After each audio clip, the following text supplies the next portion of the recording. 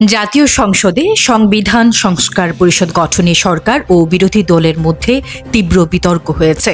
প্রধান বিরোধী দলীয় নেতা শফিকুর রহমান সংসদে উদ্বেগ প্রকাশ করে বলেন, জুলাই জাতীয় সনদের আদেশ অনুযায়ী নির্বাচনের ফল ঘোষণার ৩০ দিনের মধ্যে সংবিধান সংস্কার পরিষদের অধিবেশন ডাকার কথা থাকলেও এখনও তা করা হয়নি। এর জবাবে স্বরাষ্ট্রমন্ত্রী সালাউদ্দিন আহমেদ বলেন, বর্তমান সংবিধান নিয়ে সংবিধান সংস্কার পরিষদের কোনো কাঠামো নেই, তাই প্রধানমন্ত্রী রাষ্ট্রপতিকে এই বিষয়ে পরামর্শ দিতে পারেন না এবং রাষ্ট্রপতিও অধিবেশন আহ্বান করতে পারেন না। তিনি আরও বলেন, বিষয়টি আইনগত ও সাংবিধানিকভাবে বিবেচনা করা জরুরি এবং তা নিয়ে সংসদের কার্য উপদেষ্টা কমিটিতে আলোচনা হতে পারে।